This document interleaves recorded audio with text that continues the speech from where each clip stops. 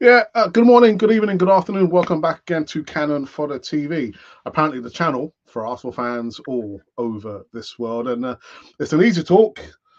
It's going to be a very, very easy talk because I'm on my own. Yeah, I'm on my own doing this easy talk. And it's going to be a short, sharp, bite-sized version of the easy talk. But we're going to get into this one on the other side of this music intro.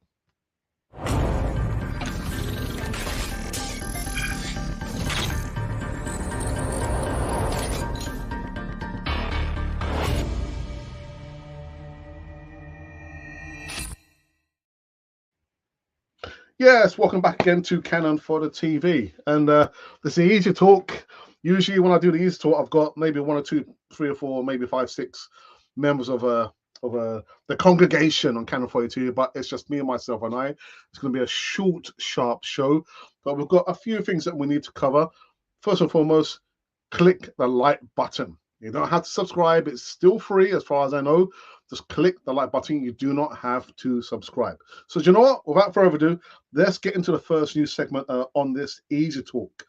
Now, first up, apparently, I kind of just caught wind of this. Yes, Joe Willock, once a gunner, always a gunner. Now, Mikel Arteta has responded to Joe Willock's admitting that the Newcastle goal should not have counted. Ooh. Mikel Arteta insists that it's not the responsibility of players to be more honest after Joe Willock inadvertently played a part in ensuring that the Arsenal manager escaped a misconduct charge. Now, Mikel Arteta labelled the decision to allow Anthony Gordon's goal to stand in the 1-0 defeat, the first defeat of the season, and it has Newcastle on November the 4th, as embarrassing and a disgrace. Now, Arteta was later charged by the FA for breaking Rule E3.1, which could have resulted in a ban, but has instead been cleared of any wrongdoing. Now, the Gunners' boss was, however, exonerated of any wrongdoing, and in defence of their manager, also cited the fact that Joe Willock, a Hull Academy graduate, thought the ball had gone out of play in the build-up of Gordon's match-winning strike. Now, first things first.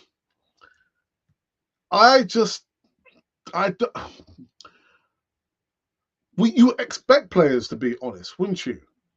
But with the margins, with the points, win prizes, and wrong decisions can mean a club gets relegated and loses out on millions and millions of pounds.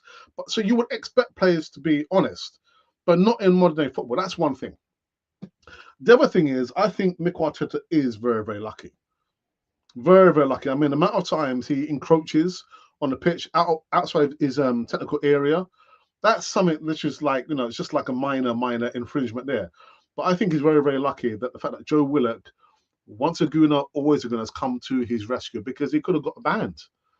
The saying is that the was it the PGMOL, whatever that stands for? I don't know what it stands for.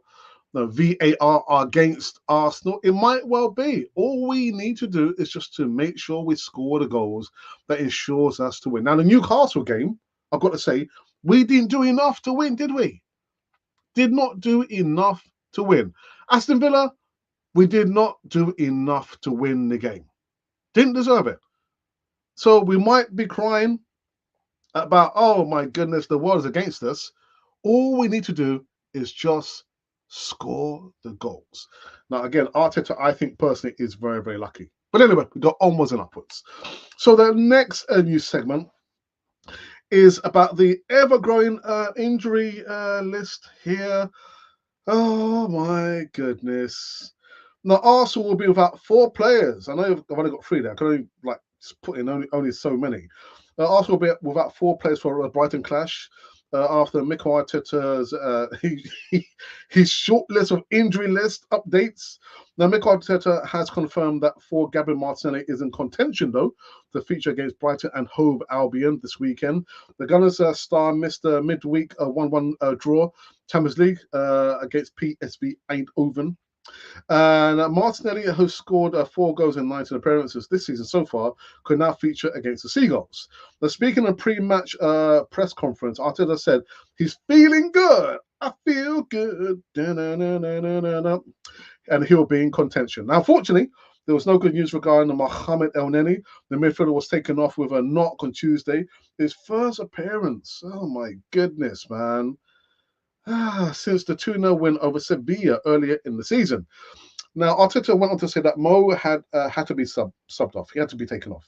He felt something in his hamstring. I did actually say it, didn't I? It's probably a hamstring problem there. We did a scan and it doesn't look too serious, so he'll be with us soon, which is very good news. Elsewhere, the Gunners could turn to Emil Smith-Rowe. It was really good to see Emil Smith-Rowe get some minutes against Was it PSV? I think it was, wasn't it? Was it in the Premier League? I don't remember now. If required this weekend, the Hell End graduate played 7 minutes off the bench. The PSV game after 18 months of struggles. I tell you what, football, man, football. I think what he's been through is part of the experience that 90% of footballers go through, which is difficulties, injuries, setbacks, and different types of performances. Now, Arteta told the press on Monday, that's all in his bag now. If he can use that in a powerful way, he'll be a much better player. The way he's done his rehab, I haven't seen him do like it before. You see the way his teammates reacted to his comeback, which is really positive as well.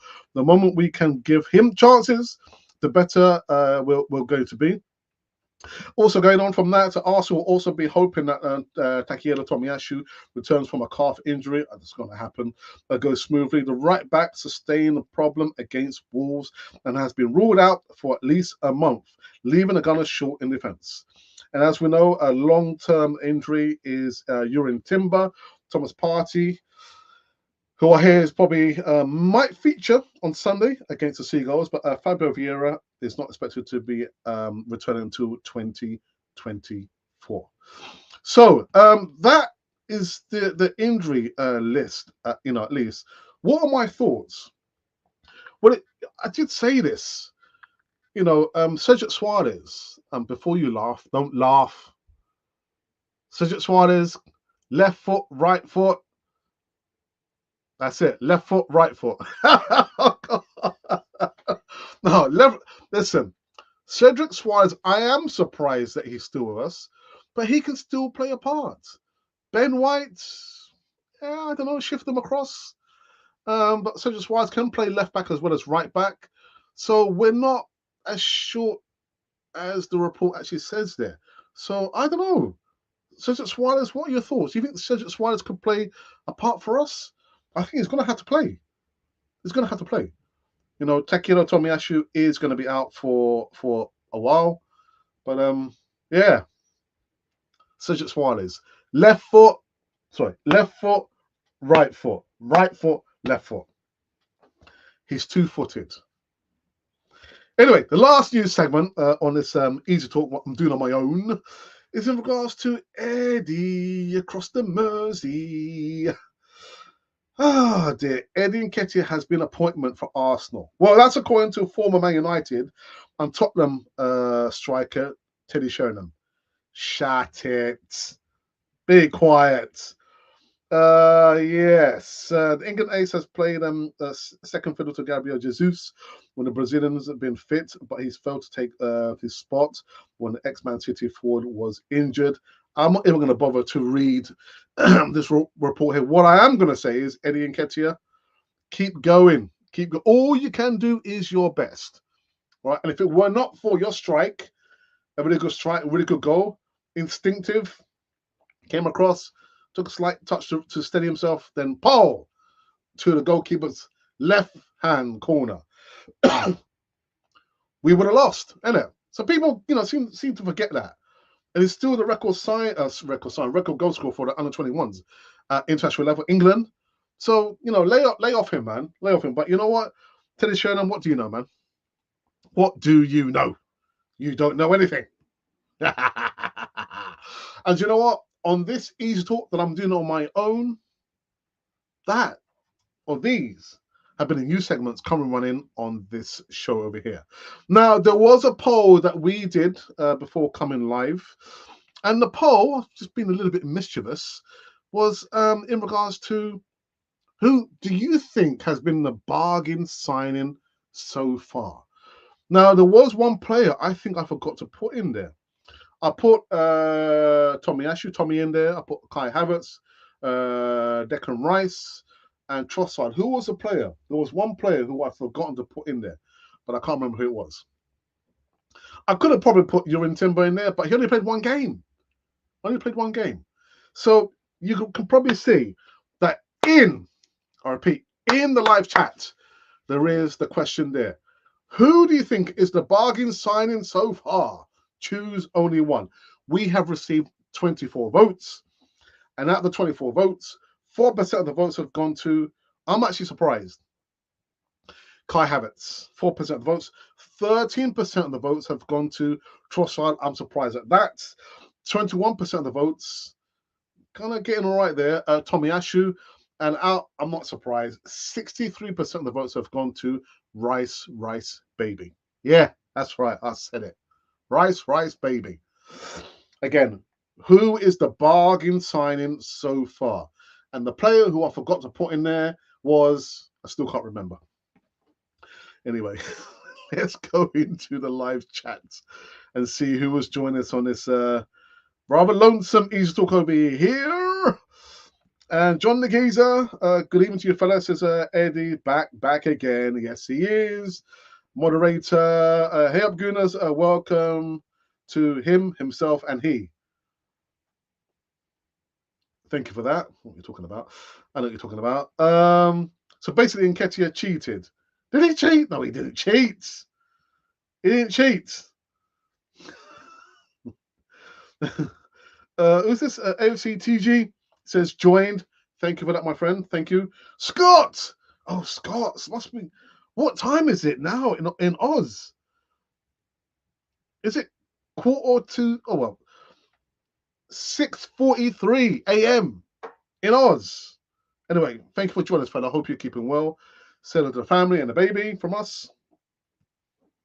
Even Alex and the chat room, thank you for that, says the assembled. Ozil has a nice dig at Spurs. Yeah, well, I can't remember what it was now. Yeah, I read it. I thought, oh, Ozil. Very funny. Ozil labelled Spurs a bottle job. That's it, bottle jobs FC. After they became the first side in Premier League history to fail to win 5 consecutive games despite going 1-0 up in each of the matches. And actually, remember, beginning of the season, they'd won how many? Was it 3 or 4? And they've lost. Yeah. Anyway, Martinez, Saliba are probably the best bargains considering what we paid for them and what we've been able to sell them for, and not that we would ever. No, we're not saying our the prize assets. I can't remember. There was another player.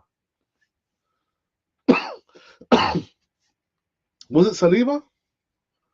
I can't remember who the player was now. Don't worry, it will come to mind. It will come to mind. I've just forgotten who that player was. I was going to add on the that question there. Rice isn't a bargain. He costs a fortune. He's great, but certainly not a bargain, says Jim Norris. Jim Norris. Well, you do know what, Jim? I'm thinking if West Ham, and I know it's hindsight, isn't it? If West Ham could go back, turn the clocks of time, old 5 o'clock, will they have asked us for more money? Because I know there's been a GoFundMe page because we feel like we've shortchanged them. It might be a bargain.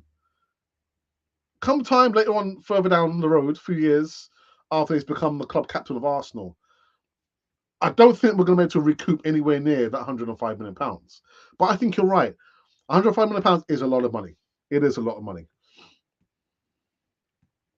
Who do you believe Arsenal's best signing has been since Wenger left? Well, I said it. Leandro Trossard, for me. He's been about, what, 20? Is it £27 million? I mean, I wouldn't want to do a poll about who's been the worst signing. Who's been the worst signing so far? But yeah, I've said Leandro Trossard at £27 million. I didn't like the way that he left Brighton. But now that he's with us, again, a player is not that tall, is he? What, 5 foot nothing? Left foot, right foot header. Yeah, I mean, players that can, you wouldn't know, whether is he strong on his left foot, strong on his right foot. It doesn't really matter. But for me, I'll say Trossard. Trossard. Yeah, that's right. Party? What do you mean? Oh, what do you mean party? What, the worst signing? Ah, come on, man. Come on. Come on. That's a little bit naughty now, isn't it? A little bit naughty. All right, people. So, if you have just joined us, oops, what have we done here?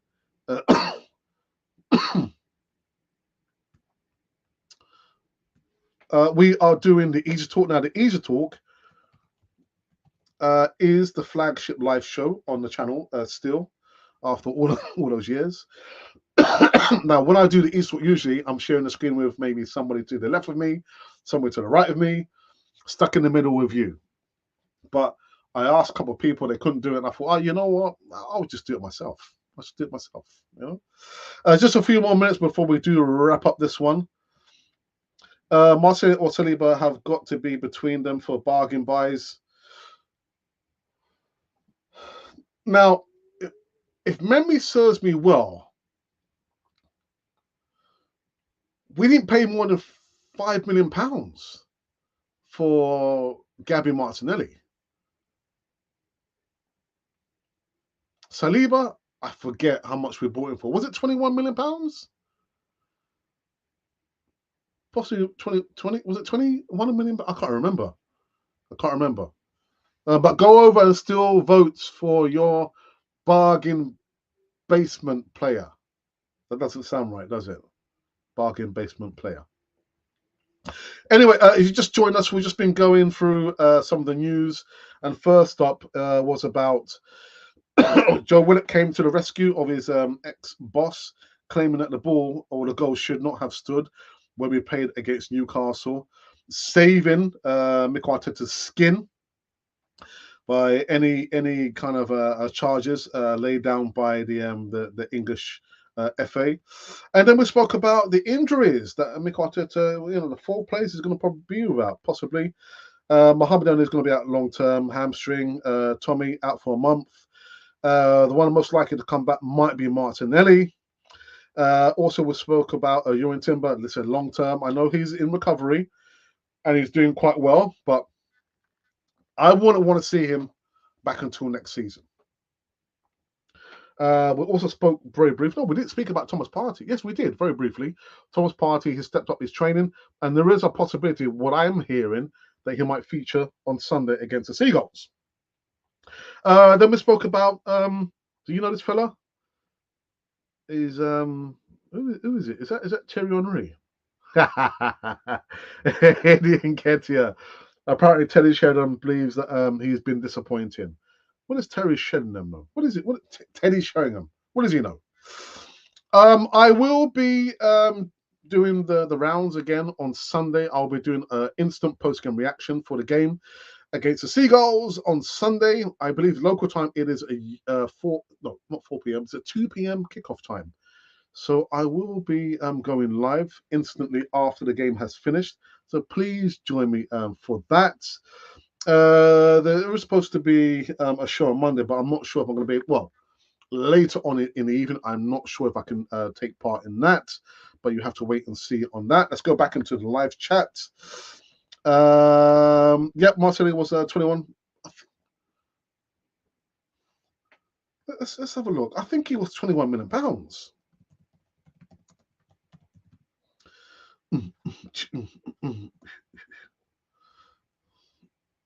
Let's have a look. Let's have a look. Let's have a look.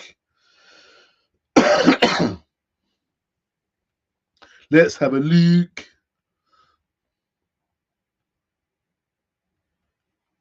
Ba ba ba ba ba ba ba ba ba ba ba ba. Okay, let's have a look here. Let's have a look here, please. Right. So it's saying here 22.5 million euros. So let's just say 21 million pounds. 21 million pounds for William Saliba. Sheringham isn't wrong, even if he's not right.